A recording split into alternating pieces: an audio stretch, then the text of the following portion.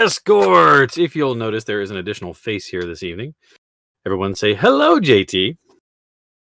JT is the voice and the face behind Boddick, who is joining us once again this evening. Now, we apologize for the lateness. We had forgotten to do a little housekeeping last week, and so we are wrapping that up because I meant to tell them at the end of the Pendulum Vale City arc, where we cleared Zastari's name, that they were supposed to level. Bad DM is bad. Anyways, so they are working on that, and that's that's why we got the late start. So thank you all for hanging out and being patient while we got a little bit of a later start than normal. So let's talk about what Dire Bear Adventuring Company is up to. We had just finished Gen Con. So there were 5 games ran over the weekend, 1 on Thursday, 1 on Friday, 2 on Saturday, and 1 on Sunday. I ran the Moonshade Isles Tier 3 adventure. There's a story arc starting with 13-1, 2, and 3, and then a special, which combined multiple tables, all working together to accomplish a goal. And it was all done online. And that's the fantastic part, because we organized all of it through Discord, and then I used Roll20 to set up my maps and things like that. So what we had were people bouncing from our tables, our chat rooms, to a central one, then back whenever the DM had to read, like, the entire group had to hear something. We would bounce into a channel, they would read their spiel, then we would bounce back to our tables, do something, and then we'd pick a team cap. We had a team captain picked, and they would report back to the reporting channel and back and forth and so forth and so on. As chaotic as it sounds, it actually went really well. There were some issues here and there, but for the most part, the players really all expressed that they had a really great time. The fight at the end was not one-sided in either direction, except for my last adventure where they walloped the hell out of that thing, because they did in one round 300 and something points of damage to the monster in one round. Oh. Animate Objects is a stupidly high spell for a bard at like 15th level. It's just stupidly powerful. So that reminds me I need to take that on my characters. Anyway, so we had a lot of fun playing. Got to play in the Moonshades, which is one of my other favorite areas. Speaking of favorite areas, because I'm going to get off topic for a second, Icewind Dale, the Rime of the Frost Maiden, is coming out September the 15th, so you can pre-order that now on D&D Beyond, which thank you to D&D Beyond for allowing us to use their services.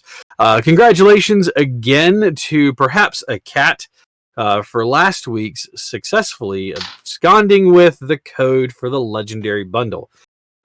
Stay tuned for future giveaways. Who knows? We might even have one today. So if you will do me a favor, go follow us on Facebook, follow us on Twitter. Make sure you are subscribed to this channel or following us here on this channel. We do have a YouTube channel if you want to subscribe there. We moved these over there to that, thanks to the diligent work of Maddie, who is our program director, and it keeps us all running. So I ran 5 tables. Each one of the sessions, normally, whenever I'm there at Gen Con, it's like 4 hours. These were 6. And I feel like I got a little tickle in my throat. So I apologize if I'm coughing on the screen tonight. I'm going to try to get something to drink and get rid of that.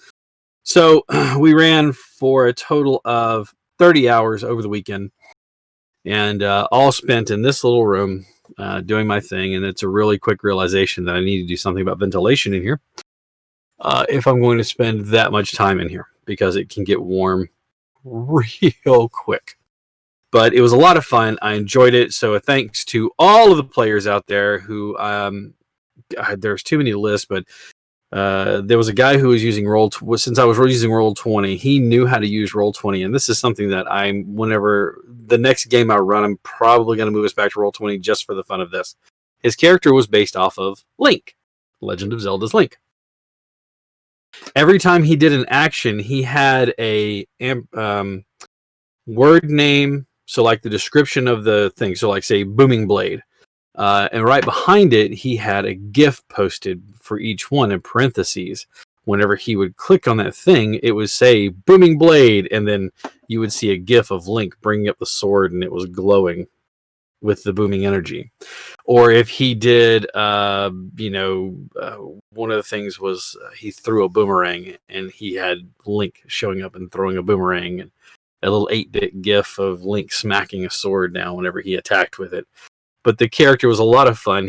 Everything was relabeled and branded to match with all of the tools that Link had, including a hook shot, a boomerang. He had a bow and arrow that he used. His sword was labeled as the Master Sword. So it was a lot of fun to play with him, and the character really didn't speak. He would wave at you and shake a pan if he wanted you to cook and things like that. And he did a really good job of playing the character, and his familiar was named Navi, and it would distract using the help action to distract and give him advantage by fluttering around their head, yelling, "Hey, listen! Hey, listen!" over and over and over again. He had a griffin named Crimson. Yes, and in the image on there was the bird from, I don't remember which one it is. Link's Awakening? I don't remember.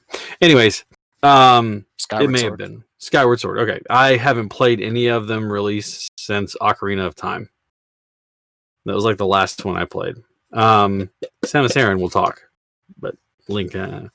Anyways, we had a lot of fun playing. Got to play with some of the DMs. Got to play with groups of guys who play together all the time. And like I said, at the end of the day, Gen Con Online was a success, and I look forward to whatever next Baldwin Games is going to offer me. So next time, keep an eye on things, because I will be telling everybody, what slots I'm running, and if you want to, you can purchase a ticket in to play in that slot and sit at my table and get to chill out with me and play an adventure for Adventurers League, because that is all that is Adventurers League. But it's a lot of fun.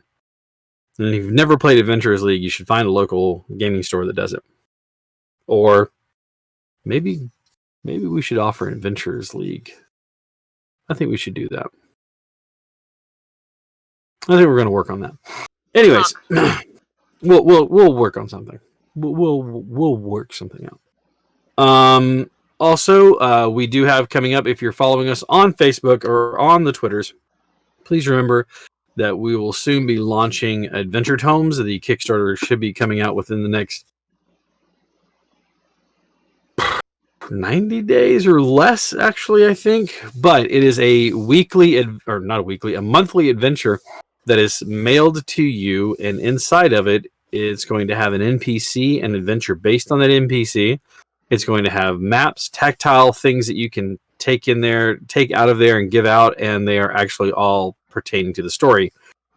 So unlike other mystery crates or dungeons in a box where you open your dungeon up and you're like, oh, great, I got this adventure, but nothing that goes with it. Everything in the box is going to match the adventure so that it's all useful for that. They are standalone, but they're also tied in together as an arc, as you will see characters come and go from the story. All right. The next big thing is just rest and relaxation and a lot more of this. So I already have plans for the next, and I'm announcing to everybody, including the players for the first time, that this game will probably wrap in the next 3 months. And that will be the end of the Escorts. However, it is not the end of Dire Bear, of course. There will be something else that comes out.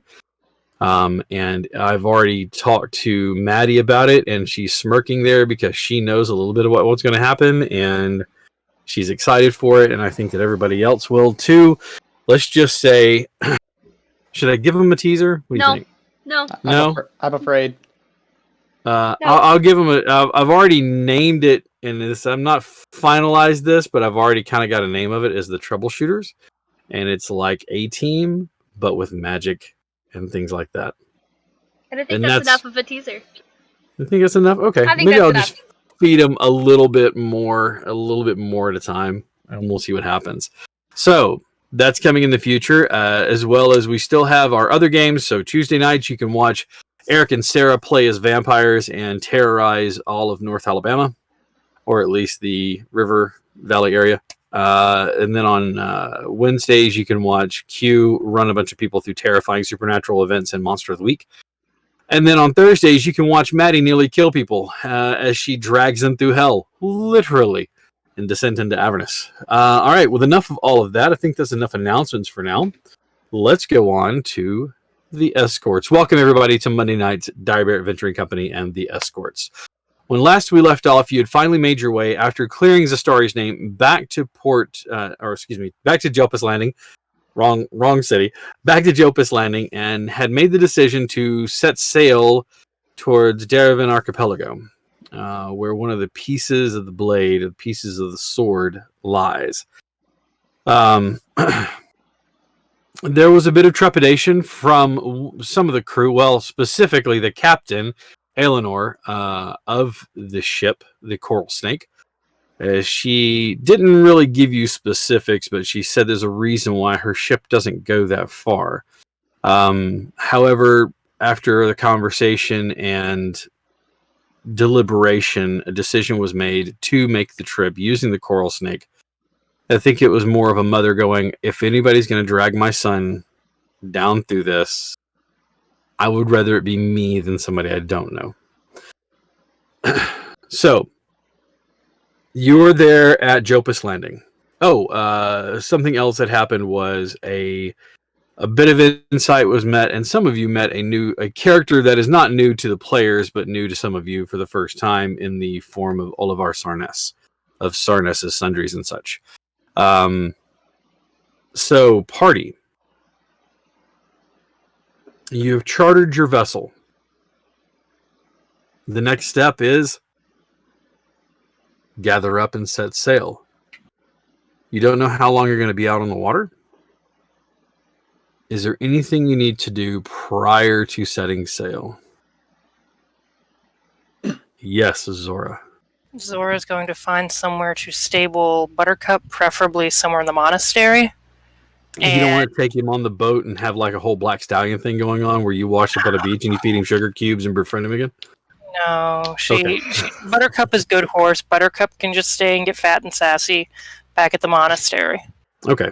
Yes, they do have a place for him. And then she will mail off 2 letters, one back towards her family, and one towards, I can't remember her name, but the dryad she spoke to as Astari's estate. And it's all written in Sylvan, so she can understand it. Beautiful. Okay. The letters are assured to reach their destination. Anyone else? Is there anything else loose ends you'd like to tie up prior to leaving the city? There is a loose end that I would like to tie up. You've collected your things and you've gathered around. You're getting ready to set sail for one more trip along this long road. As you are all preparing, goods are set out and supplies. You can see the crew are making final checks. Eleanor is standing there overseeing things as she does. Dalt and Serafina are having a conversation one more time. This time, unlike last, where he's got an arm around her shoulder trying to convince her to make butter pats with small jams stuffed inside of them so that you can squash a duck on there and spread it over. She has now completely agreed to go along with this idea as she has now tried it. You can see that she is a little less reticent to tempt it now as you see him holding up a piece of bread with a not a small, a nice sized pat of butter shaped as a duck.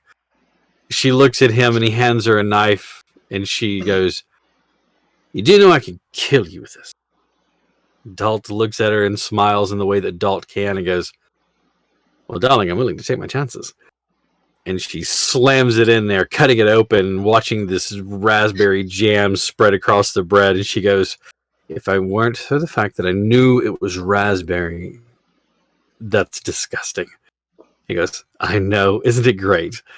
She proceeds to spread it evenly across the bread before cramming it into her mouth, not just eschewing any form of daintiness or ladylike, I use quotation marks, behavior as she just like full on devours the bread. She looks at him. She goes, "Okay, cool.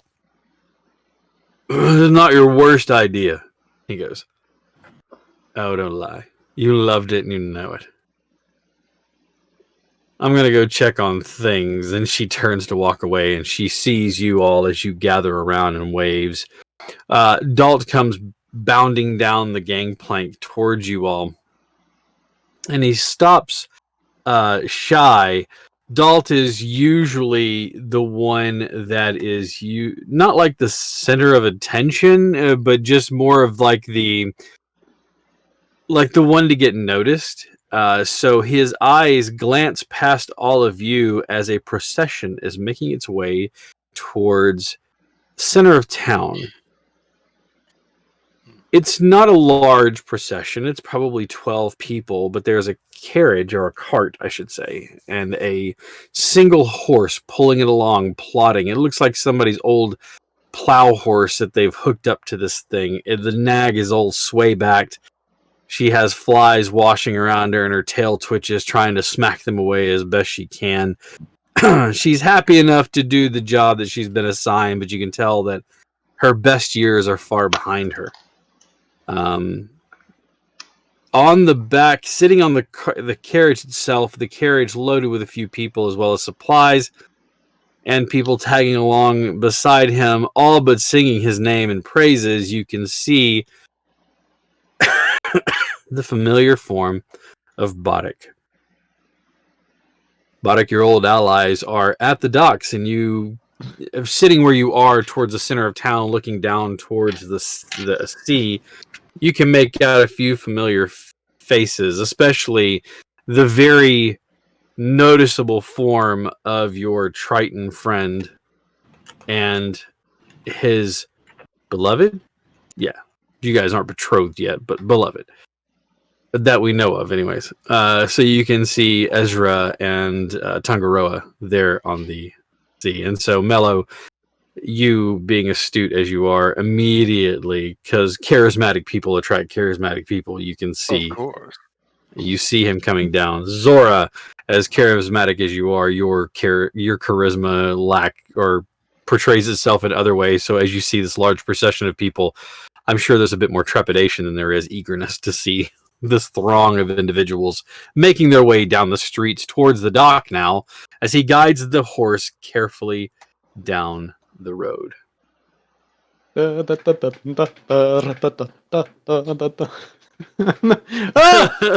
peoples!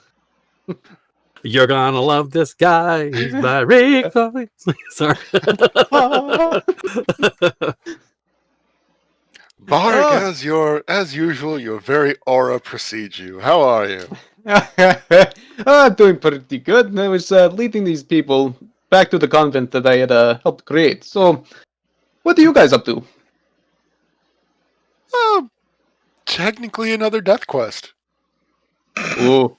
Wow! Wait, don't even fucking bury the lead. Like, just Wait, when did we start calling? Did you say Death Quest? I said another. I heard duck hunt, so I was like, Duck quest. Oh yeah, Duck we're quest. calling it a duck hunt now. I'm sorry. A duck hunt? oh, sorry. No more fouls. Does this have to do with Saitiel? Yes, actually. He was telling me about that last time we were when we last met. So, do you guys need the help? We certainly wouldn't turn it down. We appreciate you. Anything you can help out with, yeah. Perfect. I'm coming anyway. So, As you dismount from the cart, you can see a few of the faces looking towards you, like, "What are we doing?" all right. So I'm going to tell you where the location of the convent is. Of course. You'll meet all of my security, the town leaders, the blacksmiths. They will find the job for you. They will get everything ready, and you will be nice and safe and cozy. Okay. And then I will start proceeding to tell them exactly where it is. Giving them the directions and instructions on where to go to find the locations that they need. Yeah. As you do, there is a cheer rising up. They're still singing your songs. Setiel, as you do, you pick up the aura of several of the people that are in that group. Because, like recognizes like. Mm-hmm. They take up the carriage, and the procession says, they're going to stay here one evening. and there is there's a quiet murmur about the group, even though they're still joyous. They are a little less so to see their.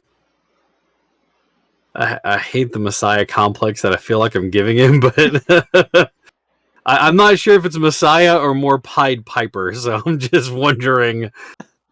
I mean, why can't it be both? ¿Por qué no los dos? So Eleanor steps from the ship and she calls out to you, Tangaroa. Or no, I'm sorry, Ezra. I apologize. She calls out to you, Ezra. Off I go. Might have a word with you. Of course. I'm going to ask you once again. This course, understand, if you tell me you will not dissuade, I will take you the entire way. Are you sure this is what you want to do? Well, that's where we need to go, but I've yet to have a feeling that says we shouldn't. Give me an insight check. Yep. Because you're good at those. No, not really. I don't think actually. Oh, +5. That's not too bad. They incite things. 14. Okay. It's okay. She looks like she's holding back a little bit from like telling you something. You know your mother well, and you can read her emotion and expressions, and she does. She looks like she's locking something away that she wants to tell you, but is also like not sure how to break it to you. Are you worried about something? I'm a mother. I'm always worried. It's my job. It's one of the job descriptions that I can't shake. I worry about you whether you're here with me or if you're with your friends. I worry. It's my job. This isn't so much a worry about you, so much as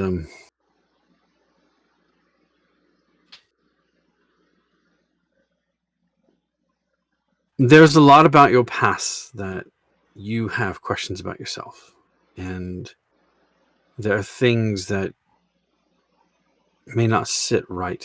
And there's a reason why I haven't been to the archipelagos in a considerable amount of time. I don't know how much I should divest to you or let you answer the questions once you see. Well, I've never forced you for anything that you don't want to tell me. No, of course.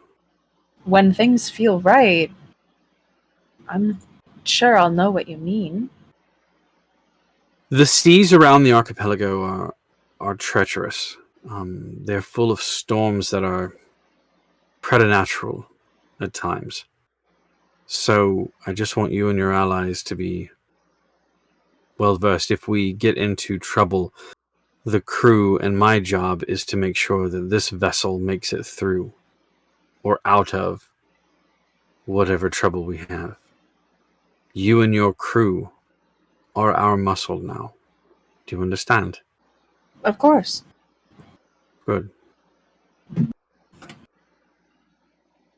And she kind of gives a sigh, and you see her affix her normal smile, that easy kind of a half smile that sort of plays at the corners of her mouth. And she looks at you, runs a hand through her thick hair, and then just kind of pats you on the cheek. Well, let's get everyone aboard. We've got some traveling to do. Of course. I think we have one more joining us. I'm sorry, what? We've met him a couple times. We've made friends with him. His name is Barik. Well, He's the lively one. I mean, you've probably already heard him. Got quite very...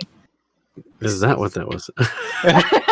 You just hear loudly in the background. And that's how I got the boil off my back. That's him. Yep. Mm-hmm. Well, I mean, I guess I should go and meet all your friends. And she like tugs on her shirt to kind of like straighten it out and like smooth herself out. And then she like pats you on the back and then heads out the door. When the door opens, she sees that the crew have escorted all of your allies, so you guys are all on board unless there's any final preparations anybody needs to make in town. Any balls of bat guano and sulfur you need to purchase, any diamonds worth 1,000 gold pieces or pearls worth $100, anything that you need to purchase. I've already got some of those. I know you do. The That's diamonds or pearls? pearls. Okay. I don't know resurrection. I don't have diamonds. I would like to pick up material components as well. Okay. The only material components that I'll make you really take out of your pocket are those that have an actual cost value. Otherwise, just assume that you got component pouch, whatever the player's handbook cost is for something like that. Okay. Let's All right. Anyone else?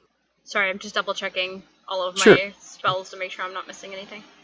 As she steps out the door, she sees your newest ally, and for a moment, she's like, "Oh,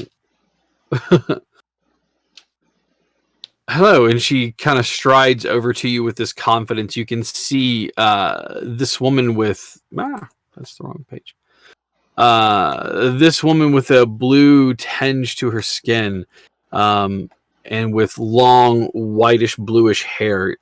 Clearly, you can tell she is otherworldly, and you can see swirling tattoos that are barely visible. It's as though they're made with like white ink or something, so that you can barely make them out on her skin. They're made almost with the same color. She seems to carry herself with confidence as she walks over. You can see a long sword that's played across her back with an easy release so that she can pull it forward. She introduces herself as Eleanor. Illinois. Hello there. My name is Bark. I put my hand out. She gives it a firm shake, and in your hand you can feel the calluses of someone who has lived on the sea and worked this boat. You must be the matron of the boat. I try and bring it in for like just a hand kiss. She doesn't really pull away, but she kind of like locks her arm, and you can see the muscle like tighten up. And she's like, Eleanor, as you're right, I'm the captain of this ship. Yes. Perfect. Thank you for allowing me to become on this journey. Any ally of my son, and she motions to Ezra, is welcome aboard the Coral Snake. Your son is a good kid. I like him. One quick moment, and she motions back towards the dock where the people are still like, Yep. Bye, Bonic! They are staying there. Well, at least on land. Yes. Short answer, yes. Long answer, I'm sending them away to the convent that I had made. Short answer was perfect. I just wanted to see if I needed to make more room than what we already are. No. Our cook is Dalt. You can find him in his kitchen or messing with Serafina. Serafina is my quartermaster. And then there is Brugar, and she's motioning to people, and you can see Serafina is this. She is like, is it Gina Carino? You know what I'm talking about? She played in Deadpool, the first one, the girl with the toothpicks. Yeah. Is it Gina Carino? Is that her last name? Is that it? Hold on. Somebody find out for me, because I feel like I'm messing this up. I know her name is Gina. Anyway, she's like Carano? Carano. That's it. Oh, yes. Gina Carano. Yeah. So like, full on strapping built young lady. She looks like she's got her knuckles have been broken and busted and healed up a time or two, and she has like various scars. You can see tattoos on her, and she just looks like she is very comfortable in her own skin. She is coiling up a length of rope, and whenever Eleanor introduces, you see Seraphina nod her head up like this. She goes, "Hey," very manly. Hello. She motions over to Brugar and says, "This is our boatswain of a sort. This is Brugar," and you can see a strong half-orc. He's standing there making sure that everything is buttoned up properly. She looks around the ship going, "Oh, see, there's Ralton and Nulwin," and she motions to a couple of other people on there, and they just kind of give you a wave as they do so. The rest of the party you know, and the crew, other than that, are some of the sailors, and she goes about making sure that you are introduced to where your bunk is and the storage. The rest of these guys have been on this boat more than once for various amounts of time, so they know where all the rest of their stuff is.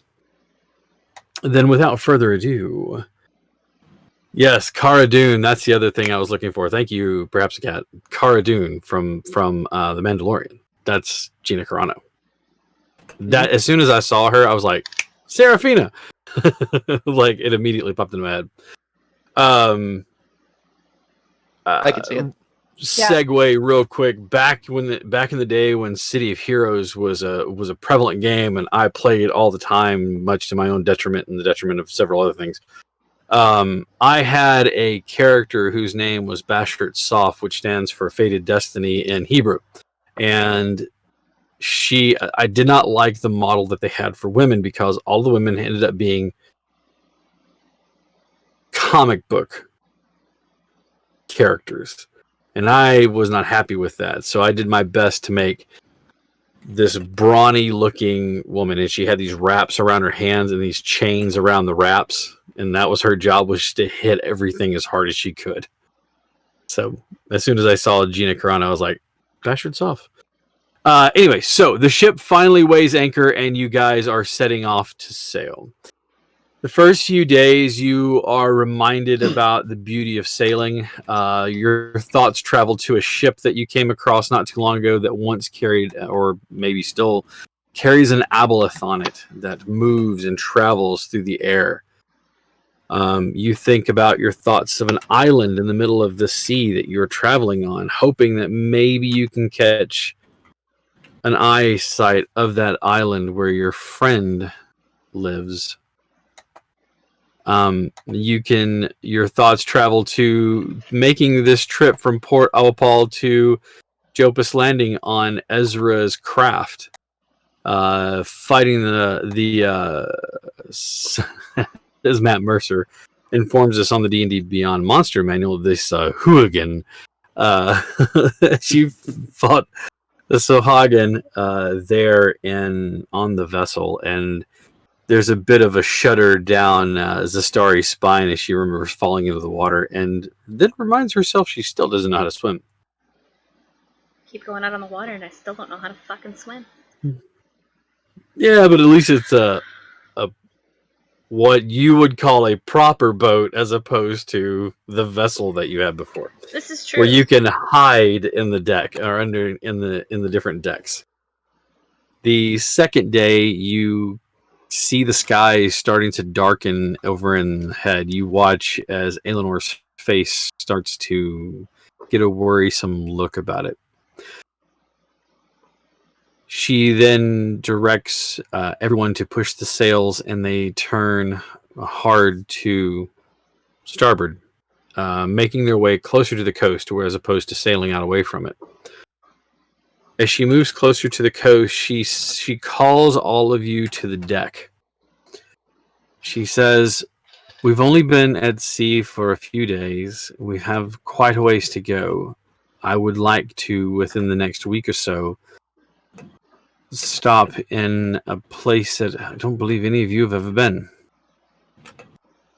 There's a city in the Hannock Waste that sits on the coast called Bazara, and I would like to take you all there. I'd like to stop in to see if I can't pick up some more exotic goods that we can use as trade and gifts when we come to the archipelago, because I believe that it would be better received should we come with something to show for ourselves as opposed to hat in hand, as it were.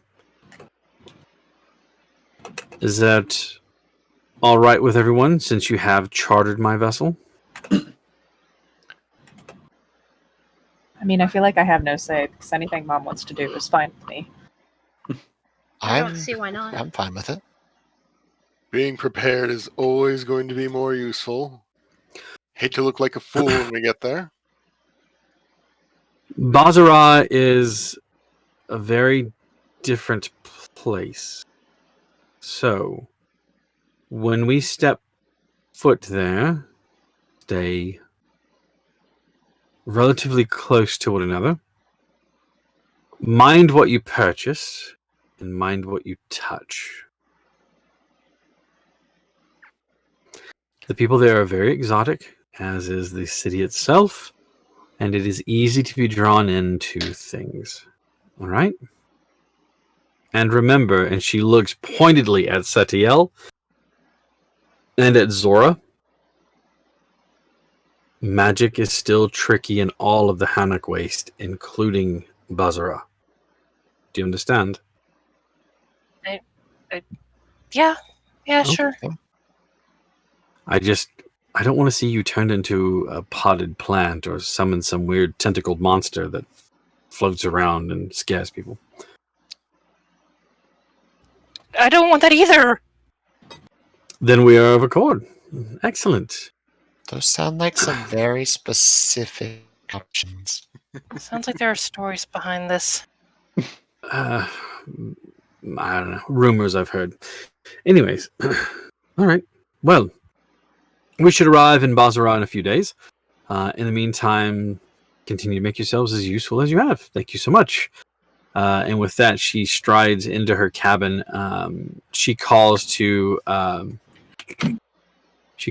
Serafina and to Brugger, and they come pouncing in.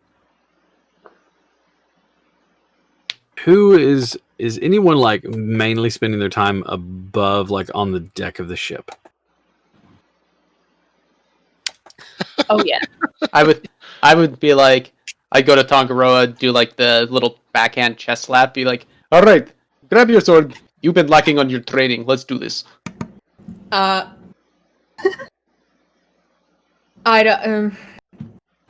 No sword. None. Does not use a sword. Does not use a sword. No, Then correct me. Describe the weapon that you have in your Big hand. pointy spear. Yes. Perfect. Well, grab it. You've been lacking in your training. Let's go. It's a spear in so much as functionality, but as you watch Tangaroa pick up this weapon, you can see that the end of it is made from bone that is barbed, and it comes out and hooks back, so it has this vicious hook-looking piece on it. Almost like a harpoon or something else like that. So it's basically kind of like a trident harpoon. No, it's more like a harpoon that has like some straight barbs on the other side. Not very long. I Just have. like I a have saw. a picture. Hold on. Yeah. Send it to the room. It's not completely like what it looks like, but it's the idea.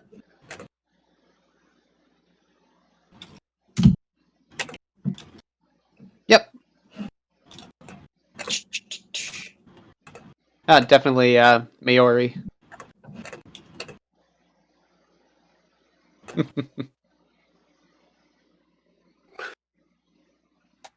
Were you mistaken as well? No, I was not. I was sorry. I was reacting to something else. No. The only difference is I added the little extra hook piece on the end because it's Right. what you would use to spear fish and pull them out. So, but yeah, it's a very vicious looking thing. Like as you're looking at it, you're thinking to yourself, maybe we should practice with like tipped ends and sheaths in. Can you use the butt of that? Because it looks like it's going to be pretty vicious if it stabs you. Yeah. Well, even then, I'm not wearing my armor on deck as well. Man, heavy armor in water doesn't work too well. Works just fine if your object is to sink to the bottom. Or Yeah. you can breathe the water. Yeah, Barek, you've had a moment, right? Lord? A few. Not necessarily here. Not necessarily here, but Another lifetime. another lifetime.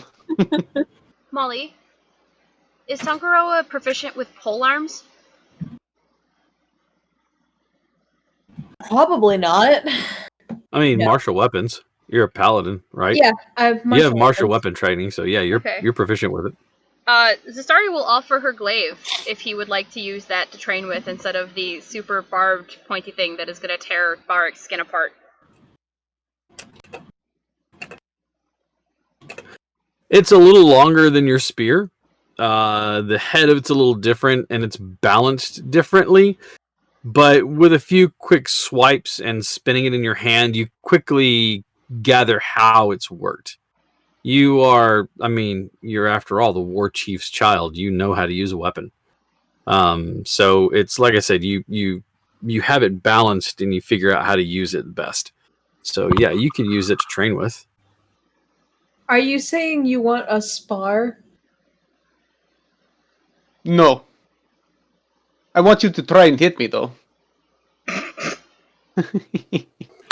You're not wearing your armor. I'm not wearing my armor. Not even the breastplate. No. I'm gonna cast Sanctuary, though. Oh, okay. I'm like, wait a minute. You have a negative to your dexterity, and I don't mean a negative. I mean a negative to your dexterity. Yeah, it's -2. If you get, it was like your AC is an 8 without any armor on. Honestly, should it really be an 8? It's base 10 plus dex, and which in your case is plus a negative. Basically, what I want to do for this lesson is to see if you are actually willing to do this. And You then know I what? cast. Because you're casting Sanctuary on yourself, you little shit. Yep. I want to see this happen, and so I'm giving both of you bardic inspiration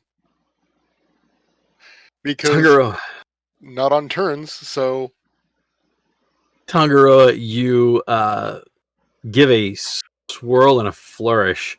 Bodek gives a swirl and a flourish, and you watch as these small points of light cast around him to shape a diamond, like not a diamond like a forest square, but like this large fractal structure that encases him for a moment. And then he does the traditional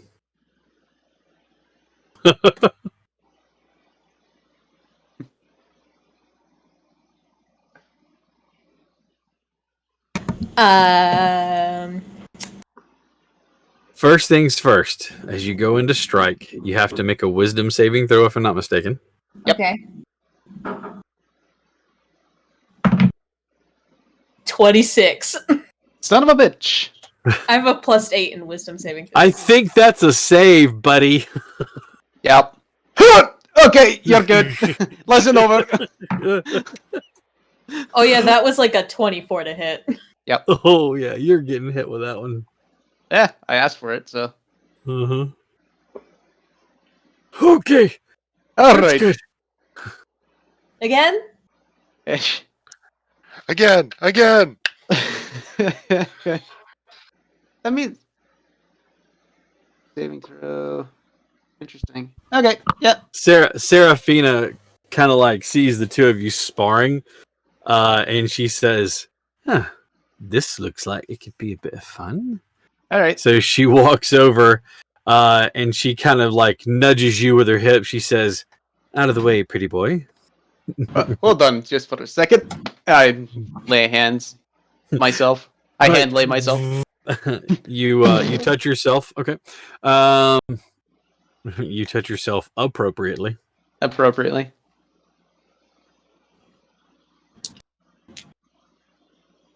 What do I want to use here? Yeah, that'll work.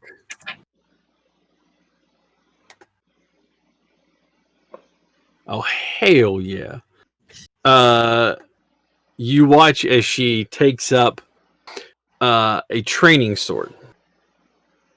It's a great sword. It's made out of wood. It looks heavy. She has it like on her shoulder. She says, "Come on, take your strike." Okay.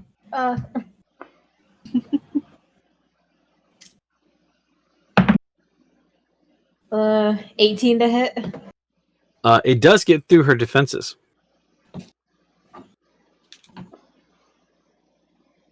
Go ahead and roll damage. What am I? I'm using the glaive, right? You're using the glaive. Heck. Glaives are 1d10 Mhm. plus your strength modifier. 13 damage. 13 damage. Okay. So she looks at you with a bit of a smirk and she says, "Not bad. Are you prepared?" For How many attacks do you get? Because you don't get one. I get 2. You can make the other one.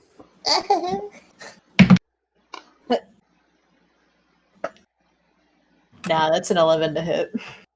Yeah, this time you come in and she just like bats it away with the great sword. She's like, "No, nice try." Is that all you've got then? Yes, for now. All right. As you make that strike, she parries up on it, and then you watch as she brings the great sword around with ease, and she makes 1, 2, 3 quick strikes against you in succession. And I assume you are wearing your armor, aren't you? Probably. It's only a breast piece, so. Okay. But I don't have my shield. What's your AC? Without the shield, 16. Okay. So 2 attacks get through. The first one, she rolls up and feints. You easily see it and deflect out her riposte there. Then she brings the whole thing around, and as you go to bring up your kind of like the middle of the glaive to protect, it bounces into you, and you are going to take a little bit of damage. 8 points. Okay. I got a sliver. And another 7 points on top of that. Okay. As she powers through. Then she backs up and sweeps in low and hits you just above the hip on that second attack. And that's going to be 14 points of damage. And another 11 points. So a total of 25 points of damage for that attack. She swings the great sword with ease as though it's a long sword. You can see the muscles in her arm rippling as she whips the blade around in a circle. She says, "All right, let's go again. Yield at any time you want to. There's no dishonor in it. No shame. No shame in losing. That's right. No shame in saying we can stop." Well, you tagged out Barrick. Could he tag me in at some point? If he wanted to. Oh, I would love that. After Sarah. training with Serafina for so many years. Mm-hmm. She says, "You're sneaky, though. You like to punch people really hard." Come on. And she's got her sword up ready for you. Okay.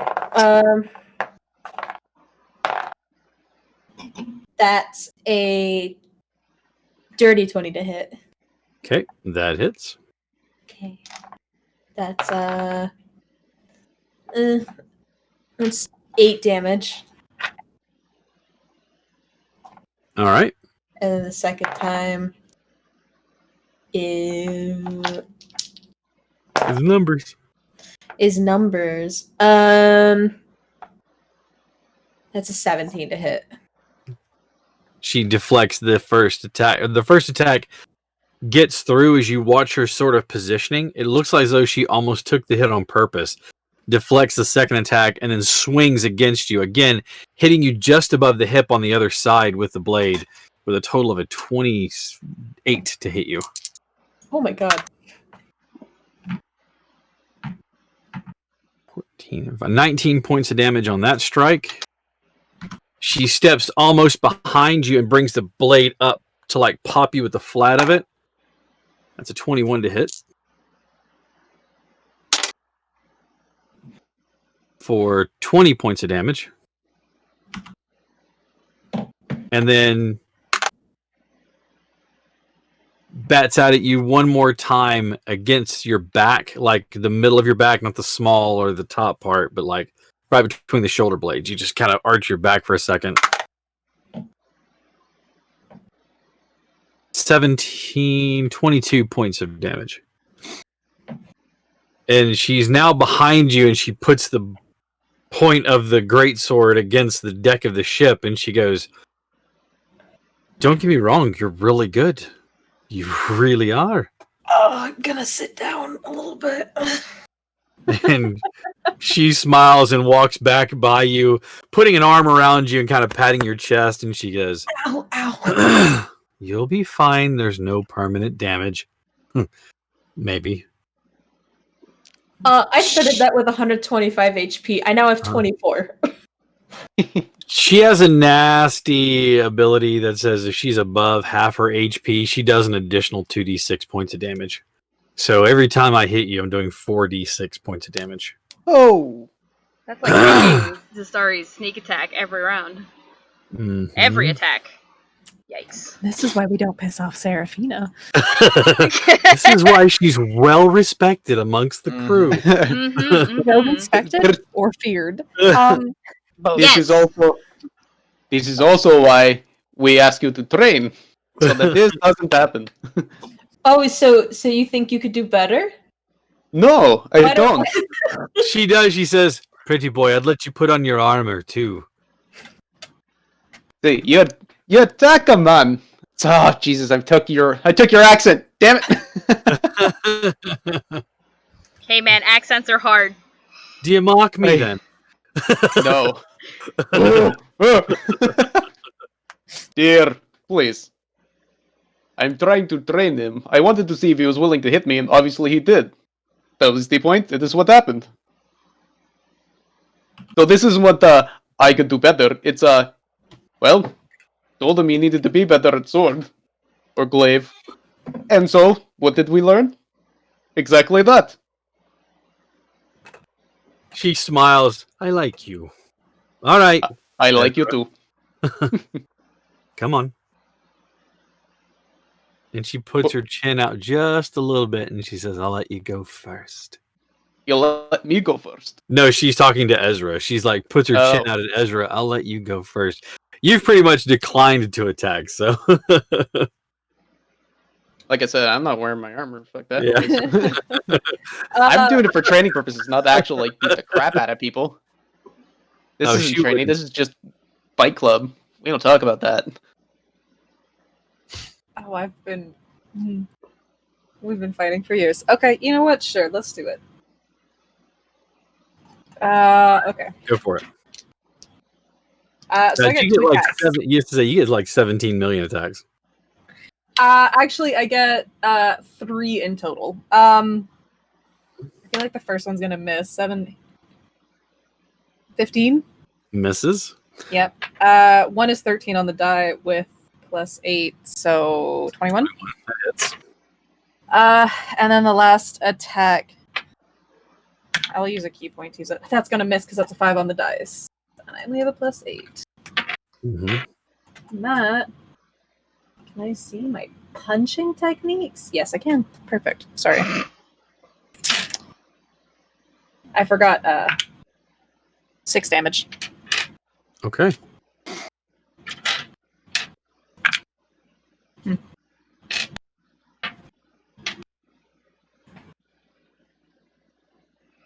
She looks at you with the great sword now, like on her like side as you go in with the punch. As you do, she folds with it and whips the sword around like a fulcrum, holding on to the pommel and at the very end, so it whips the sword around. As she does, you duck easily out of the way of it, watching her muscles rip with it because you're used to fighting against her, so you've seen it. She says over her shoulder, "See, the reason we try this way is because if you get hit, You learn to duck. As you come up, she swings back on the backswing. Like that. 17 to hit. Miss. As you jump out of the way of the sword blade, she swings at you one more time. That one's going to hit. 25. Oh, yeah, that'll hit. Yeah. 19 points of damage. Yuck. Took me right down under 100. I mean, I only had 107, but that's okay. Okay. We're gonna try. Hold on. It's been a while since I've grappled something, right? Okay, you're going to try to grapple her? Yeah, if I can. All right. I'm here for it.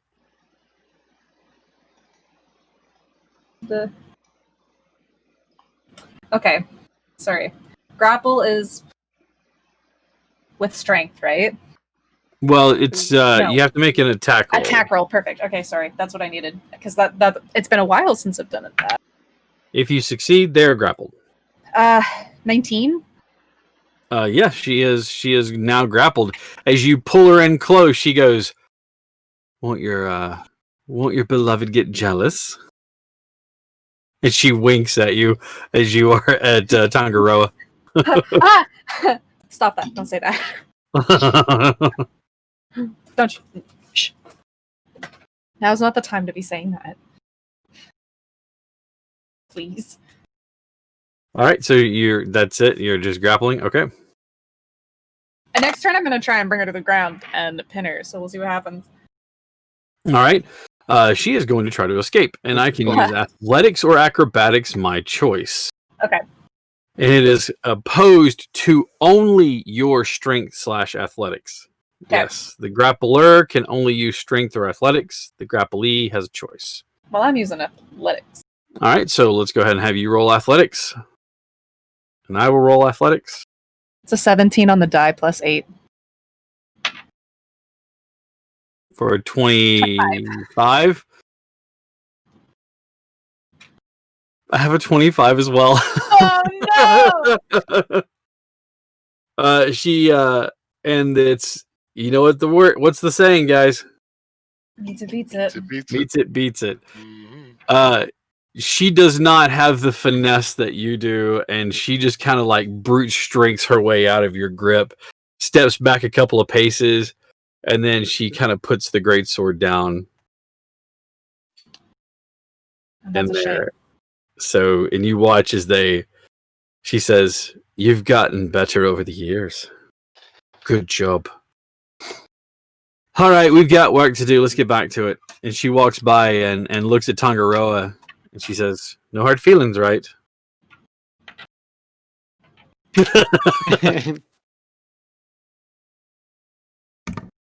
Zero rating Gen Con DM in their natural environment.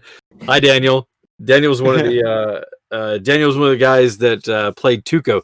Tuco is a bugbear that is always adventuring for the Niños, which is code for gold. He's a really bad liar, so we got to play with Tuco in a couple of adventures. It was great to have him. So thanks for watching. Thanks for tuning in. The rest of the day goes by with you guys just doing the natural stuff you do around the ship. Most of you guys aren't required to do anything. However, Ezra, there is just a natural expectation from yourself to do things. Tangaroa, you probably busy yourself because you're on the ocean. It's your place. And then Mello, Dalt has incorporated you into a new scheme that he is working on. Fantastic. Oh, no. He somewhere, either at Jopus Landing or one of the many stops, he conspiratorially pulls you into his area and shows you a mold used for baking. He's like, so what you do is you put bread, the dough in here, and then you push this mold into it, and then you bake the entire thing. But here's the great thing, and he takes the mold out and shows you, and it is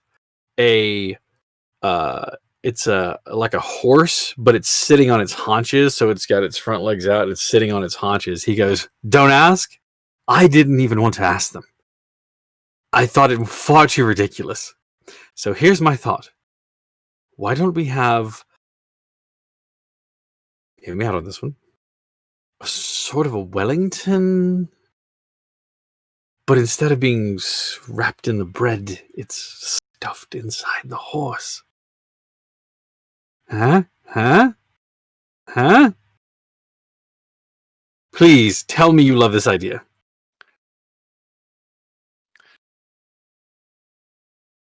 Unless you think a hash would be better. Meat pie. Meat pie! Yes. Now the question is, should we put a red sauce with it? Like a nice tomato sauce? Oh, I think we have to. Of course, you have to put that in. Well, actually, I think it's more of a savory, like a beef, like a beef gravy, a little thickened. I've got plenty of flour to make it with. Oh, then yes. Oh, excellent. So he spends the rest of the afternoon incorporating you into making dinner for everyone, which is a meat pie shaped like a horse sitting on his haunches, its feet out in front of it. The ridiculousness of all of this is not lost on you, and you are here for it. While these are being incorporated, Zora, is there anything that you would like to do in this particular time? This is just one particular day out of this week that you guys are traveling so far. She's just trying to keep out of the craziness. She might ask Axel, like, when we get to the whatever that city is, do you want to stay on the boat just in case magic acts weird with you while we're there? Because I mean, you said it acted weird when I was carrying around the keystone. Well, to be perfectly honest with you, I'd rather not stay on the boat, especially since I'm going to see a city I've never seen before. Fair. I mean, think about the name of it, Bazara. I mean, Yeah. what's the worst that can happen? I'm not invisible.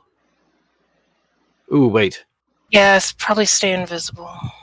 I'm just saying, do you think it would stop me from being invisible, or do you think it like summon me in there? I'm not in here anymore. I don't know. I don't know. I mean, I got everything back at Job's Landing to summon you back if I need to, but that's already, what do they call them? Knots? That's knots away, miles away from here. at least a couple days. I don't know. No, it's not Maybe. like you just pop back over there and pick it up again, can you? You're on a boat in the middle of the water, and it's miles away. I got 50 gold worth. Will we okay? With you? Oh, you purchased them there and brought them Yeah. with you. Sorry, I misunderstood. I thought you left them there, and I was like, No, why no. would you do that, you daft thing, you? I'm getting better at it. Oh, I and live- he like I live like- for this. he like smooths your hair out a little bit on your head. He's like, "Oh, my wee princess." Aw. Just kind of shakes her head. So, No. no, all right, sorry. We'll try something else. Terms of endearment just aren't working for you.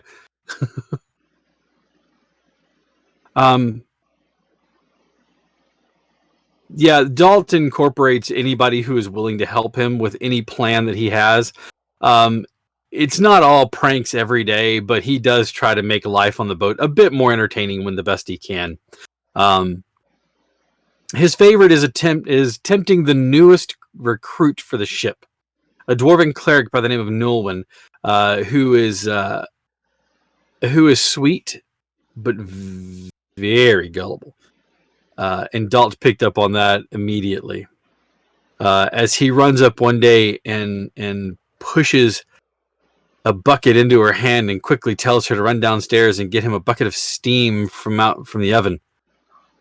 And she rushes downstairs, confused, as he pushes her down towards even more. Run, go quickly, girl, go! And she runs down the stairs and then comes back and she just looks perplexed. She's like, I don't know what he wants. And he is nowhere to be seen. There's a chuckle from behind one of the masts as he's leaning against there. Brugger walks by and he just looks at it and goes, bucket of steam. Mm-hmm. He pops him on the head. Zora, of all of them, Nolwenn probably would appeal to you. She seems very sweet but very kind of lost in things, like she's still trying to get her feet underneath her. Yeah, she would probably be like, no, don't trust half of what these people say. You can see every once in a while, especially on days where the water is really choppy, she seems to be a little greener around the gills than normal. But overall, she seems to really like the place, and she turns to you to have conversations about her home, which you learn is not unlike your own. And that she tells you that every once in a while she gets seasick, but for the most part, it's okay.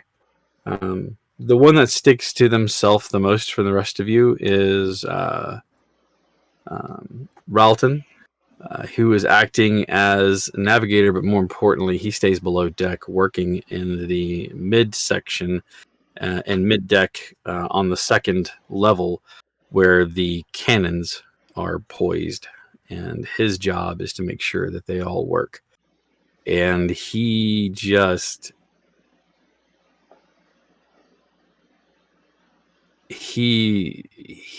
not off-putting, but he's just very quiet. He sticks to his own and just seems sort of there. All you can tell so far is that he is middle-aged for a wood elf, but he's just very quiet. Any conversation tried to strike up with him is met with a okay, or a that's fine,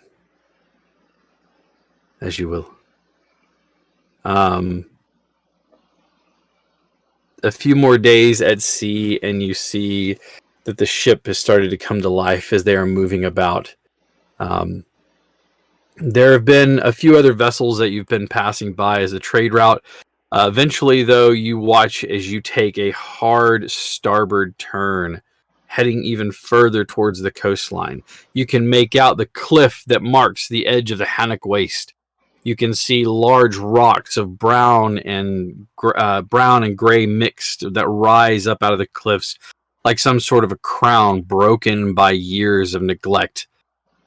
As you come in, you watch as the crew stands up, and from up in the crow's nest, you hear one of the sailors on the ship yell down, "Land!" As you watch, you navigate carefully through the rocks, the boat gliding over the water. As you do, you watch as it breaks between two large stones that rise up like the jagged teeth of some ancient creature's bottom jaw. As you do, you can see a natural harbor that opens up in front of you. The cliff sides are still there, and you can see large equipment, stairs, lifts, and all manner of things that set up down at these docks. Above you rises a city, unlike any that any of you have seen.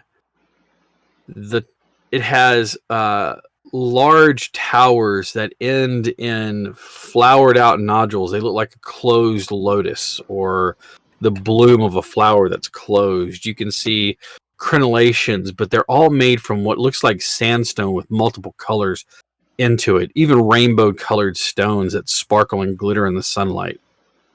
The whole place smells of spice and salt sea and wonderful concoctions of things that you've never smelled, both sweet and savory, mixed together to make this almost overwhelming, cloying scent that just kind of permeates everything.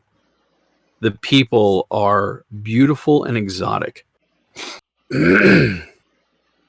As you watch, they pull up to dock, and excuse me, a large, swarthy man wearing a pair of pants that flow out around him and tucked into short boots. He has a sash around his waist that has several bars around it, so it's like a sash that goes around and it has braids of color in the sash. His chest is bare, and his skin is the color of teak.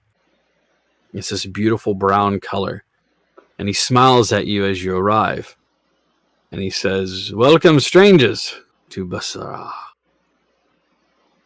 You plan on staying for long?"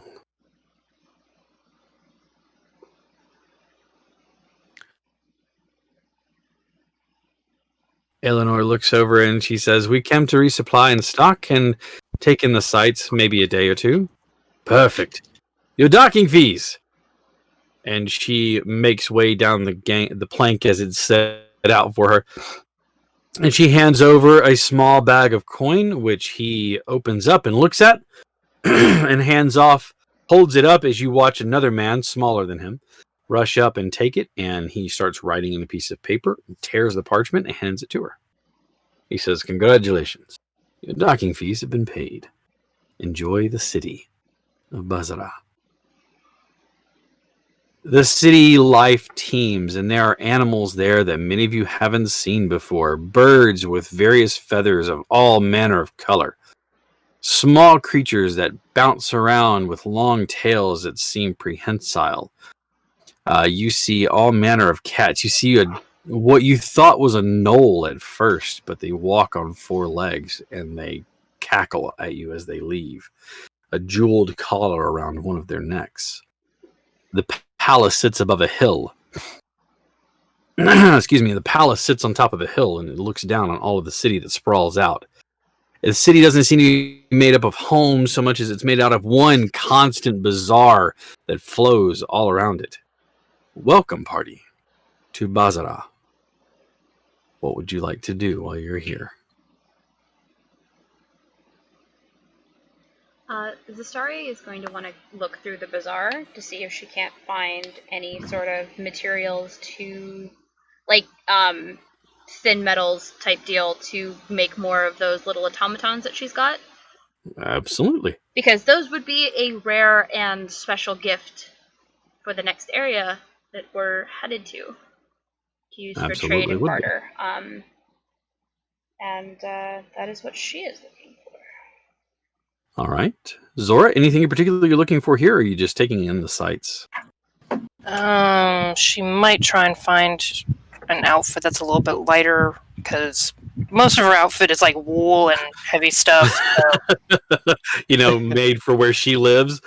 Most of her outfit is made for where she lives. She's probably going to try and find probably something similar to the pants and maybe like a long vest. Absolutely. You find in one of the bazaars bolts of cloth that are almost gauzy and see-through, but they have little striations in them that you can see where other thread has been woven in, and it makes a pattern. You can see whole outfits that are made out of this material. And at first you're like, oh, that's a little too much for me. But as you look, you can see that it's folded and done in such a way that it is not see-through, that it is not translucent. And it looks light and airy. That's just pick a color. There's greens and peaches and cream colors. And as you do, you pick a green, and at first, very muted is what your thought was until you look at it and it catches light, and you see little sparkles in it, as though there were something in it that makes it glimmer and shine. The merchant walks up to you and says, That is an excellent choice. Would you like to try it on here? We have a room. And he points, and you can see it's no bigger than a closet, but it's definitely a place where you can close the door and, shutter it so that you can try on the outfit and see if it fits you well. She'll kind of not be like, probably a good idea. I'm probably going to turn into a soup if I keep wearing this here. What is that you're wearing? Wool? Yes, I'm from a lot farther north. Well, wool is fine as long as you process it properly. It looks as though yours is just made to keep you warm. Yeah, it's more for snow that comes up to about here. He blinks at you for a moment and says, Snow. I know of it. I have never seen it. It's beautiful, but both dangerous, and after about 6 months of it, you long for the warm. Of course. Well, if you need any help, let us know. Just kind of nods and shuffles off to try it on. You absolutely love the feel of it, and it's very comfortable and flowing. It is very much not a Zora style. The sleeves of it billow out, and it's very flowy.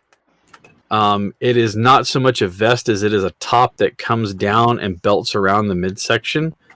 And then the pants are very flowy as well. Imagine if you would. Let me make sure that I'm going to tell you correctly here.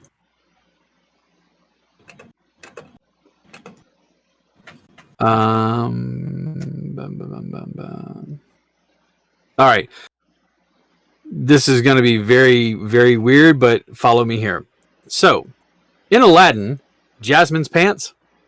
Yeah, the Those traditional pants. harem pants, like harem Yes. style pants. Correct. Those are the pants style, but the material is very lightweight. The top is not like hers at all. The top is way more covering, but it is definitely like a billowy flowing thing. Either this, or I'm going to turn into a soup. We'll adjust. We've adjusted the past 3 months. We can do this. You got this. I believe in you. You've got this, you. I believe in you, Zora. You can do it. I can just imagine you like leaving, just walking awkwardly, like uncomfortable as you get used to this new clothing. This is really light. This is like 30 pounds of wool. What is this? Would Zora have gone with Zastari then into the bazaar? Since I'm she's sure, also given gone the that way? warning. Yeah, well, given Is the it a warning. girl's day?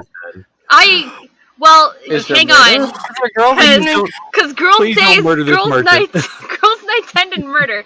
It's the middle of the day, so we should be okay. Yeah, right? I mean, as soon as he's like, we have a room you can try in, Zastari's having flashbacks to the last guy who said he had a room we could try things in, and she's just like, what? So, if Zastari would like to be there, absolutely. So Yeah. It was like across the bazaar and like saw her like go into there or something. I don't know. Yeah, as she'll soon just as you watch her go into a clothing store, immediately alarms go off in your head, and you just beeline across the way. You're like, Little sirens. a disturbance went off in your head. she kind of like steps up to the door that she had seen Zora go in and just kind of like knocks, like, is everything okay? Are we concerned? Why That'll be would listening.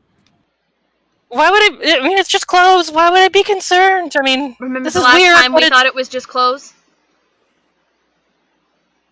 is there an old lady out there looking really suspicious? No, it's just the merchant. It should be okay. Okay.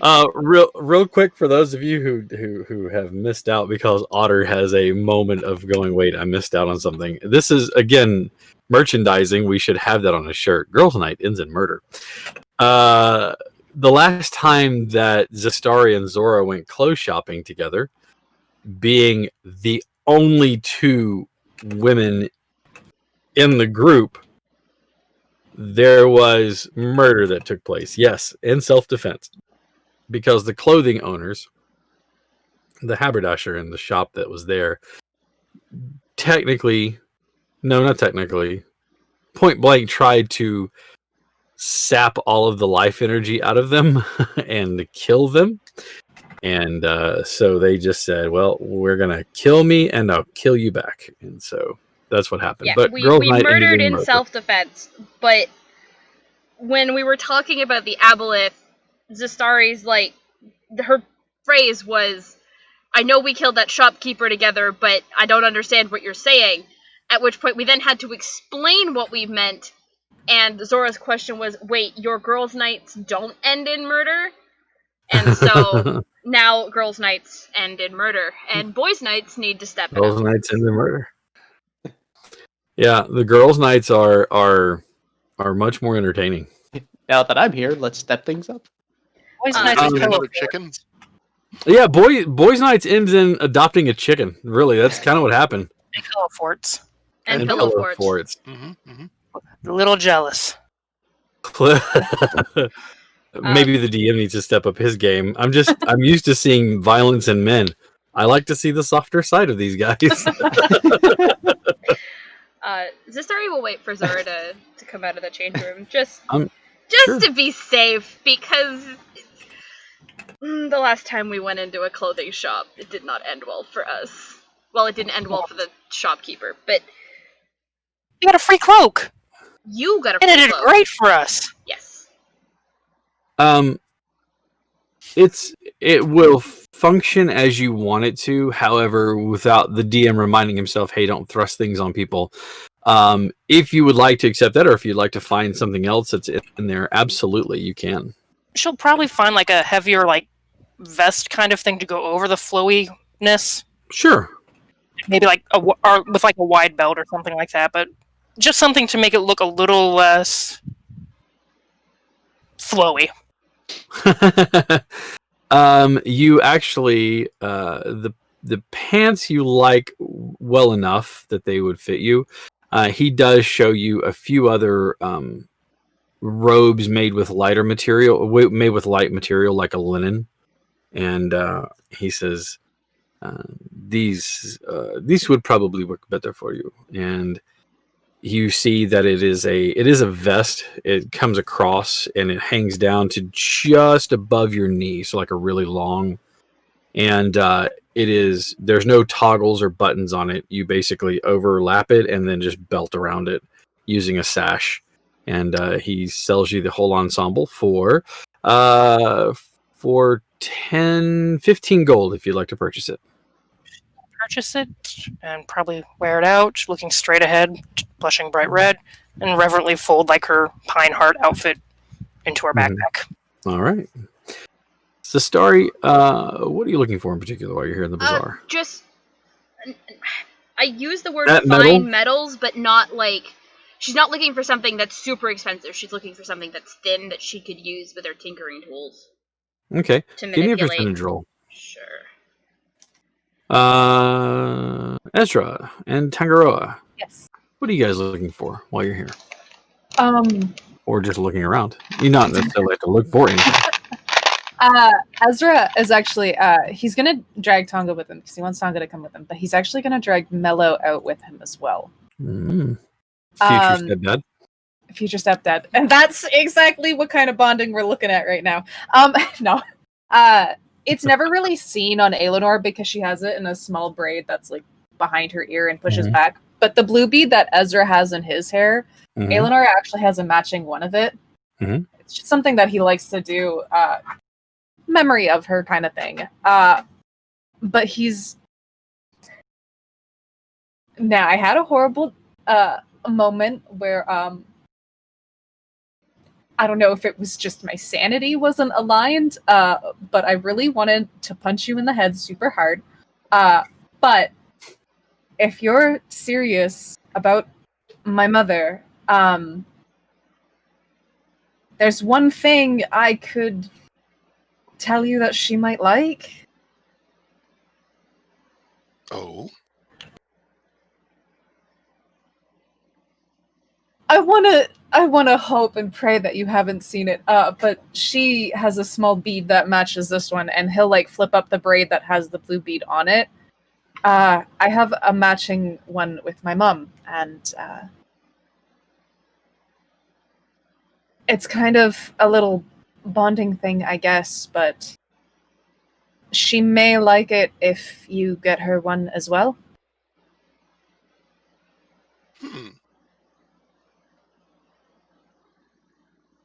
I do like this idea, and to be fair,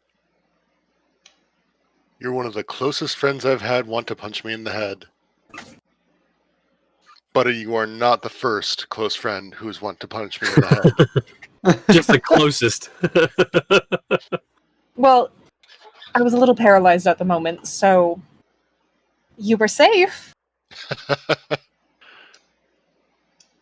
Yay! But if you'd like, I'm going to find one myself, and if you'd like to come with me, we can probably find one. Sounds like a good plan to me. An adventure, a minor one compared to other weird things we've done, but I do like the idea.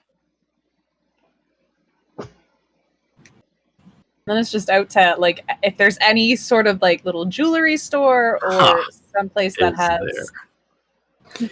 Is there. Nothing. So many. There is a shop that sells the gems that have been some uncut and some cut without any stands. They can put them into like jewelry for you, but they're selling just gems. They sell tiger's eye, and you see jade, and there are even finer ones like emeralds and rubies that are sitting out there. All sorts of things: garnets, amethyst, and pearl. Sorry. You can see all manner of jewelry out, or gemstones out there. It's just a matter of finding them. Now, the story. What was the 59. result of your roll? 59. Okay. You do see somebody. You don't see somebody that's selling metal directly, but you do find a jeweler who can probably sell you some of the finer, metal that they have. It just depends on how much you want to purchase from them. How much are they willing to part with? About 20 to 30 pounds of metal, spun out and stretched so that it's already into cable, or cable like, so that it can be worked into loops and things like that for jewelry. Right. I'd probably ask for about 6 gold pieces worth of that. Okay. Mostly because she's also gonna need like actual just plates. Yeah. I would say you can find everything you're looking for, both the drawn as well as the metal that's been stamped and pressed into plates but hasn't been cut yet. Okay. You could probably find enough for what you're looking for probably around, I would say, 50 gold to do what you need. If you're willing to spend 50 gold to find everything you're looking for. I don't have 50 gold. If Zora's still with her and she saw it, she'd be like, are you needing this for something? Well, Eleanor mentioned that we should have something to trade in the place that we're heading to. Something rare, new. It's not like we have a lot of tiny little automatons walking around. I was thinking perhaps making some to trade or to give as gifts. It was how much again? 50 gold. Like I And have, that covers plates, spun metal, like everything enough to make at least one, and if you're careful with it, two. yeah, like I have enough to. She's sitting on basically 40 gold pieces. She's got 3 platinum and then 14 She gold pulls pieces. out 5 platinum. Okay. And between the shopkeepers for the different locations, you're able to secure those things that you need. Thank you, Zora. That's very kind of you. So while you guys, spend much. so while you guys are metal shopping and the others are shopping for gemstones to braid in their hair, although I'm still trying to figure out how it would work with Mello's hair. He wears it as a necklace because he can't put it into his hair. Mello started Because wearing we- jewelry. Is it- Balance is it- really well. Is it canon that it's all fire? Yeah. Okay. He's- All right. Satiel, this is a place of wonders for you. Mhm. Anything in particular that Satiel is going to look for? Also, with people wandering around, he's gonna stay on the boat. Oh, okay. Sure. Anything in particular you'd like to do while you're on the boat? Mostly work on his spells some more, see if he can't get more control over Dunamancy. Okay, go ahead and give me an Arcana check, please. Got it. Arcana. Got a fun little dice set on D&D Beyond, which is a whole bunch of. Oh, it's like the healing little potions. It's great. potion bottles. Yeah. It's really cute. I love Oh, it. is this what you guys were talking about earlier? Where it goes glug glug glug whenever it's done? That's Mhm. cute. If you don't know, on D&D Beyond, you can get dice that actually like roll for you on there. You can turn that dice roller on, and there are different designs. There's magic ones that float, and then when they disappear, it goes whoop, and opens up a black hole, and the die falls into it. So that is a 33. Okay. Rolled a Your natural 20. Nice. So way. your first roll is successful, and you're able to tame a bit more of the wild side of the magic that you're trying to pull into formation. All right, give me another roll. Okay. 26. Okay. You struggle a bit more with this one as you try to not necessarily tap into the weave, but tap into time itself, time and reality itself. It is a fickle beast, and it's like riding a gorgon at full speed that's bucking around at the same time. Your only hope is not to fall off and get turned to stone. However, you are able to wrestle with it. Give me one more roll, please.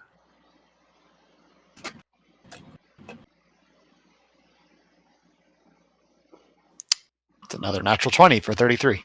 Jesus. This time you are able to absolutely gain control of reality and time itself.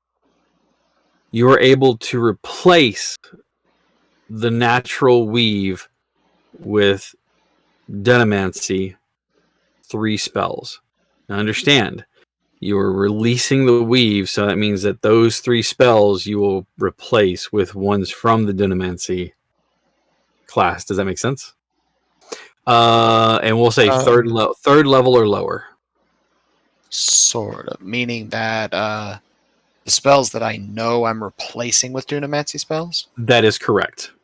Ah, okay. 3 of them, third level or lower.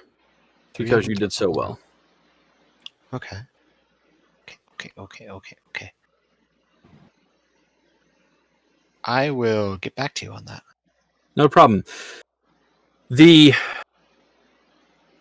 rigor of it and releasing that bit of your arcane connection to the natural weave of magic so that you can learn to manipulate matter, time, and space itself makes it so that those spells that you lose will be lost to you forever. So choose wisely which spells, because you will not be able to learn those spells ever again, as you have sacrificed those. Okay. All right. So while you're on the boat doing that, Ezra, you are not Ezra. I'm sorry, Tangaroa. You are tooling around with Ezra and soon-to-be father-in-law, dad. Oh yeah, no. This is a thing. You just get used to it. Accept it. This is what's happening from now on. I can be your appointed guardian. That's such a horrible idea. I just want you to understand that when you say you need an adult, that is your adult. Hi. Go to your signed As you're adult. just hard staring down at Mello the entire time, like, no. Mellow. Can I get a more adult? I need an adult to your adult. All right. Tangaroa, what are you doing in this bazaar? And it is a place unlike anything you've ever seen, which says a lot because, well, doesn't say a lot because you've seen only so far, other than your island, what you've traveled and experienced. So this is even further culture shock as you watch people walk about this place, and unlike Jalpus Landing or Port Awapal, which is even further south, there are people that are just walking around here in all manner of robe and disrobe. You can notice that people are walking around with no tops on, men and women alike. You see them, they're just carrying baskets of stuff on there. I mean, and no one bats an eye. The culture here is so... This is just how it is. It's just an accepted thing. It's warm here. And I mean, they live basically in the desert. So... But it's a little jarring at first as you kind of watch, but you notice that nobody else takes note of it. Anything in particular that you would like to do with with these two hooligans?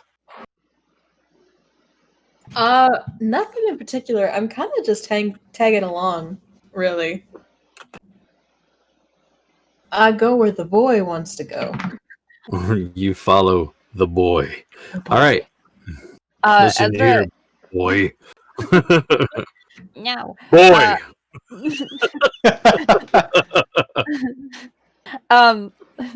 Ezra is asking, like every once in a while he'll like look at a bead and pick it up and ask Tonga what he thinks about it until he finally gets out of Tonga. He's like, "Oh, that one is really pretty. I really like that one." And that's And- the one you buy? And that's what he's buying. Yeah.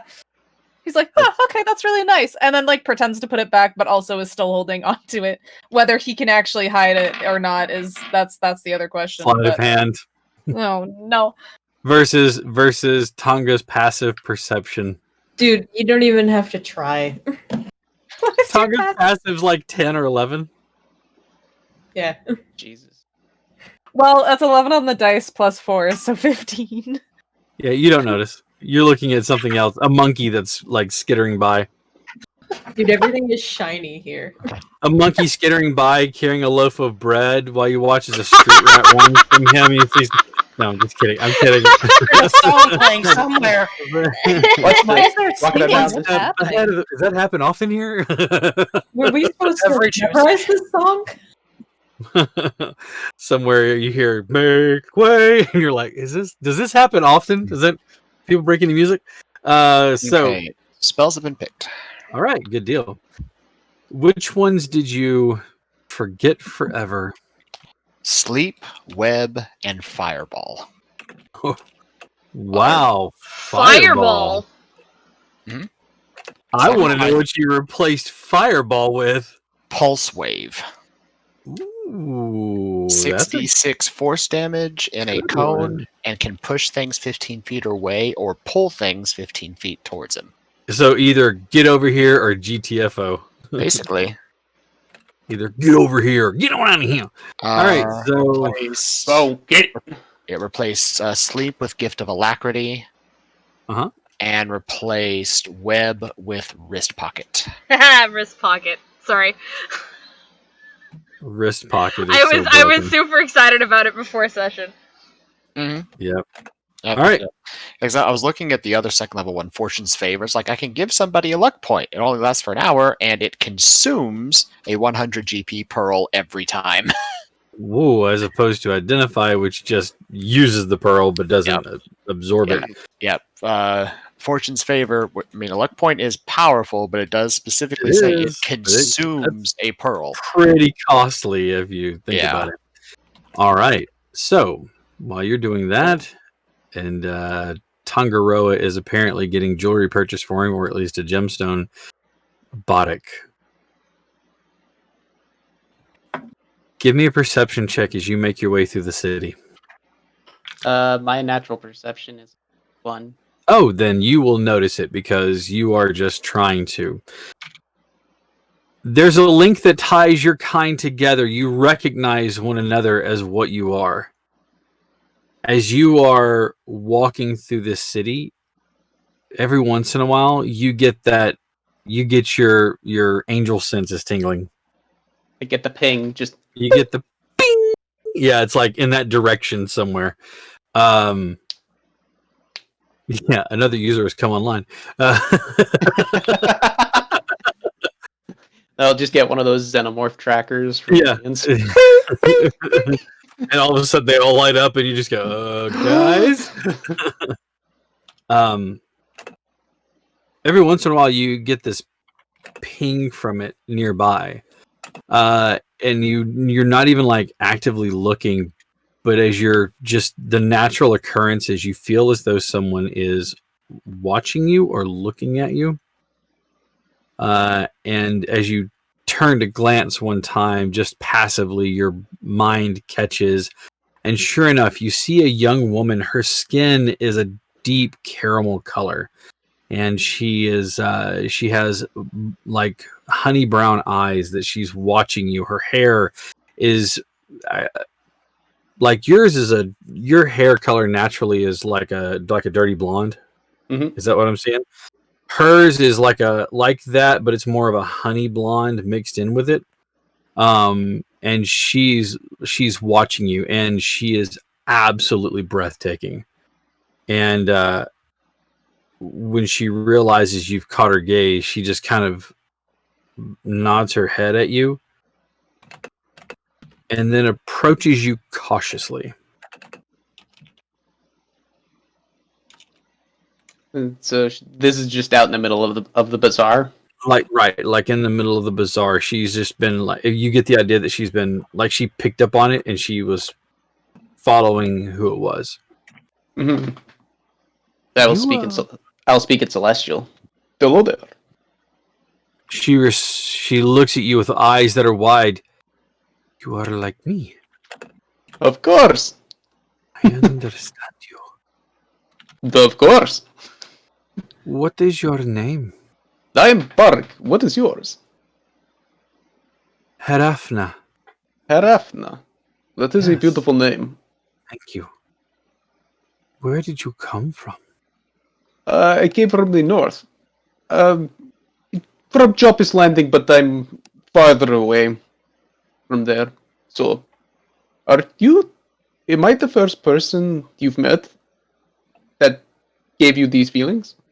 Like, Yes. my sweet summer child. Did not know there were more like me. There are many more. Do you talk to them at the night as well? You talk to them. So you have that ability. And it's like her mouth goes dry and you watch as her mouth opens and closes a few times. And then she swallows and she says, I hear their voices, yes. Can I make an insight check? You may. Insight. I'm good at those. Insight. 17 plus 6 is a 25? 23. 17 plus 6 is 23. Yeah, my math is off tonight, but 23. She seems terrified of her gift that you mention it. She looks as though it is not necessarily a good thing for her. What you have is a beautiful gift. What you've been given is a gift from the gods. And Do not be afraid. You And watch as tears well up in her eye, and one falls to the side. I gently brush the tears aside. Don't worry. You're with good company. But they speak to me of horrors. Horrors? And things that are not good. And when I was a child, they told me to steal bread, take things that I didn't need. And I did. And it felt good. But I see others suffer, and I don't know. I don't understand. And then they tell me to do things to others. And I shudder, and I fear. Like what?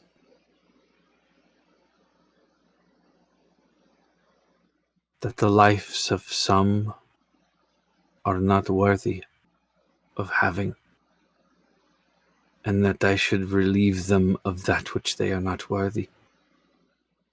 But specifically who? An urchin, a random beggar. It is never the same person. As of late, though, she glances up at this large palace that sits gilded in stone atop this hill overlooking all of Bazara. And she just kind of flicks her eyes up there and back to you, and she has a nervous look in her face. Him. Him.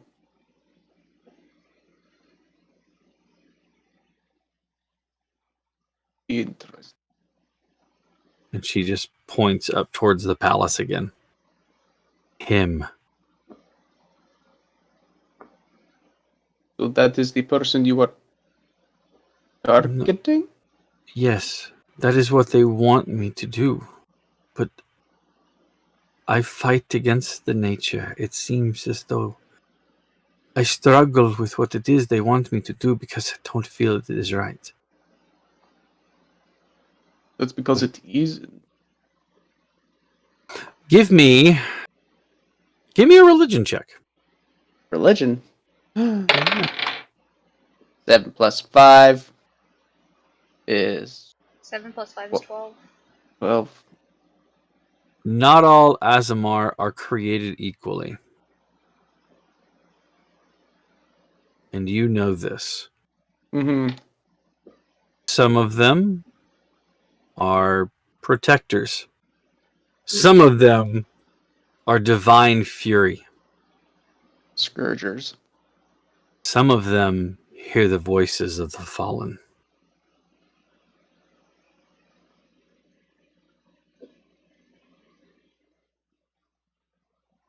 So you are retribution then. I don't know what I am. I am troubled. I can't keep any sort of employment. I am destitute at times, but I found that I can use my gifts to do one thing, and one thing well. Divine other people's futures.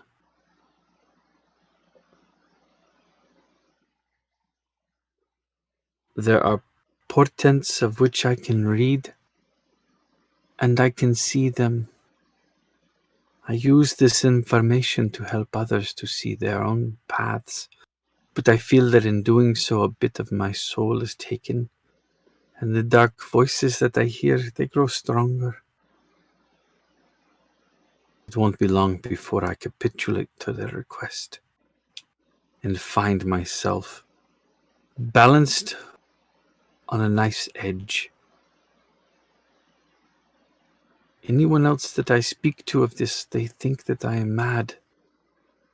I am not, I promise you. You're definitely not mad. That's for sure. There is relief and terror.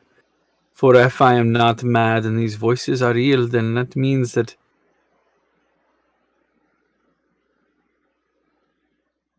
I am an evil person. No, the ones that are contacting you are asking you to do the evil things. You're just the unfortunate one to be caught in the middle. But I don't want these. I know. I know. Have I heard of people switching out their guides, or has it just been you're stuck with the one as of right now? You've never heard of it, No? and you don't know of any way of purging, becoming not an Asimar. Mm-hmm. At least you've never heard of anything like that. At least yeah. In all honesty, I do not know what to do in a situation like this, because, quite frankly, you're the first.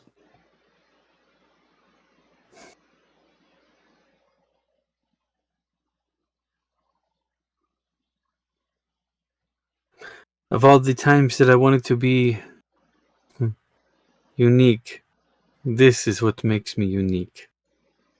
A murderous spirit that speaks to me. How lucky am I? I feel it best as if I just throw myself to the sea and have the mercy of the waves to crush my body against the rocks.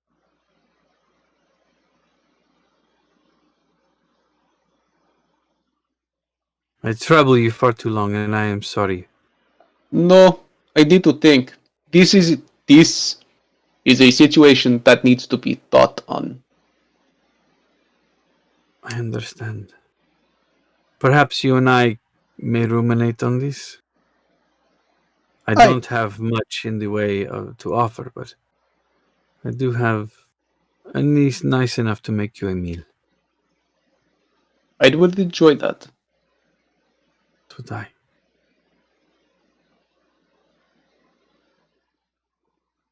And she guides you not far outside of the bazaar to a place that is very humble indeed. It's a single room. You can see that, well, it's slightly bigger than a single room. It has her bed in there as well as a table that has 2 chairs.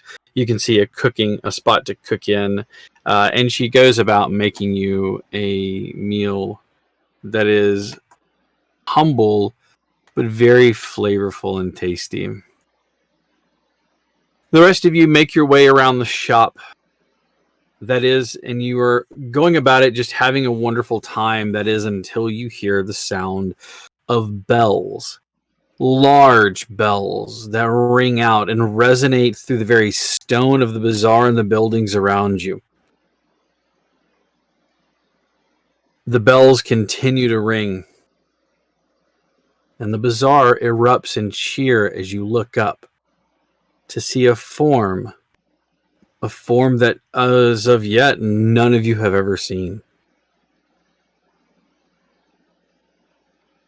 Wings with wide wings and a tail trailing behind it. Glints of copper in the air as it makes 1, 2, 3 passes over the city before lighting down on top of the palace. A great worm, a dragon, now sits in the capitals of Basra. It folds its wings and then climbs down off of the largest of the rounded towers and disappears out of sight. And as the cheers of the city die down, with more questions raised as to who that is or what is that, Barak is left with questions of his own because this is the first he's met of an Aasimar that has these vengeful voices in their head.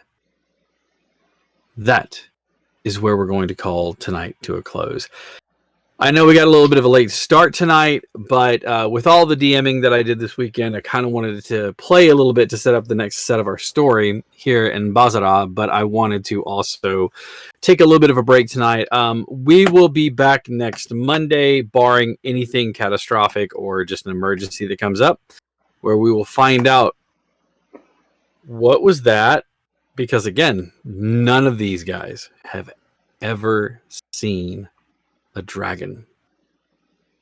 Thank you to Maddie, who plays the story, for being our production manager and also for running our game on Thursday night and Descent into Avernus. You can watch again, same time frame, 6 p.m. to 9 p.m. Central Time. A huge thanks to Sarah, who is playing Zora, and I love Zora's coming a little more out of her shell, it seems like, and it's kind of neat to watch her grow into this person. I'm waiting to see her use her like dragon side of things. Not that she has a dragon side. I don't know what you're talking about. Weird birthmark situation. Just weird birthmark thing. Gonna get some salve for that. A tincture, an ointment, if you will, an unguent. Some Huge kind thanks to a poultice, if you will. A huge thanks to Sarah, who's playing Zora, and you can catch Sarah playing a vampire tomorrow night if you want to tune in. Again, 6 p.m. to 9 p.m., along with Eric, who is playing Satiel, who is slowly changing his magical school, it seems like, or at least losing his mind. One of the two. We'll see what happens. I'm waiting for you to hit a burnout and like just go so far below the DC that it like fries your brain for just a little bit of time. Because I want to throw you down that hallway. That would be interesting with Keen Mind to see how that, whatever that would do. Oh, yeah. That would be interesting to see. But a huge thanks to Eric, who plays Satiel, who is also playing a vampire on Tuesday nights with our GM Jason, our storyteller, which if you've never seen him, he was fantastic. He's fantastic. I love his storytelling. I got to play in several games before I even made Dire Bear Adventuring Company. He ran a game of Mutants and Masterminds and introduced me to it. And you want to talk about somebody who loves comic books? Jason, go check out his Nerd Eternal Network is their site, and they do podcasts where they actually talk about comics and how the comic world has changed and things that go on and all things pop culture, sci-fi, fantasy. It's a lot of fun to listen to those guys go on. It is Jason and his brother and another friend of theirs. And so you can watch Jason, Eric, and Sarah all play tomorrow night, 6 p.m. to 9 p.m. Central Time, as they play Vampire Valley by Night. A huge thanks to Steve, who is playing Mello, and it is canon that Mello's hair is definitely fire, and it is not just made to look that way like some sort of 80s glam band like knockoff. There's not like a bunch of Aquanet in there holding that up. It is fire. So huge thanks to Steve. Steve, I always forget to ask you, is this the only game you're playing in, or are you playing in something else later in the week? I am indeed playing in something else. Descent into Avernus. No. Nope. Monster of the Week. Yes, sir. Yes. That's what I thought. Monster of the Week, you can watch Steve along with Q, which Q is playing Ezra, our giant Oni. You can watch them play Monster of the Week along with, let's see, who else? Tuna? And and Maddie as well. So you can check those guys out on Wednesdays from 6 p.m. to 9 p.m. Tuna, who is playing, or Molly, who is playing as Tangaroa, our home-bodied fish boy. No, not home-bodied. Our giant, lovable fish boy. Thank you very much for that. Molly is also in Descent into Avernus on Thursdays, which I hear that your character has an intimate relationship with dying or nearly dying. Not on purpose. Just Well, I've never really. I mean, well, I guess death on purpose. Never mind. Anyways, yeah. So okay, not on purpose. I was 1 HP off from literally doing the one hit straight to death again. Ooh, I didn't realize you were that low. I was 1 HP away from From dying, just massive straight up dying damage again. a second time. And joining us this week is JT, who's also in Descent into Avernus on Thursday nights, again from 6 p.m. to 9 p.m. I am Heath. I have been your DM. You can find me everywhere on the verse as either Heath Halbrooks or Direbear AC on Twitter, Direbear GM right here on Twitch. Follow us on Facebook at Direbear Adventuring Company. Keep in mind that we do giveaways more often coming up here pretty soon than what we have in the past. I'm going to try to do one, if not weekly, at least bi-weekly. We're going to do things like giving away games, giving away codes to things. So feel free to tune in and check out all of our shows, because it's not just Monday nights. We have give away something on Wednesday night, if I'm not mistaken, didn't you? What did you give away last week? Did you give something away? Yes, we did. We gave away Tomb Raider. Whoa! Which one? I have all of them, but I'm still curious. Me forgetting which one it actually was. Shadow of the Tomb Raider? It was, yes, Shadow of the Tomb Raider. Okay, I finished that one like a couple of months ago, and I've loved every one of their games so far, and every time they introduce one, I think it's ramped up. This one took me the longest to finish because there was a really story-heavy aspect to it, and I found myself wanting to go back, and like, there were characters that expired in that, and I'm like, no, that's not fair. Not that character. So I haven't done that. I haven't done that in a long time, so it was good to have that feeling in the game. So a huge thanks to the entire crew. Check us out. Follow us. If you're local here to the Huntsville area, feel free to drop by on Friday nights at Lucky Dice Cafe, where we run Adventure Night. It's a different adventure every week. Last week we did D&D. I was not the DM because I was running D&D for Gen Con. But on Saturday nights, we are at Liquor Express, and we run 2 tables. Dakota is my DM there, but you can catch me there as well. Anyways, I've prattled on far too long. Thank you, one and all, for all of your support and watching and viewership. We hope you had a great time. I know I did. Until next time, take care, guys.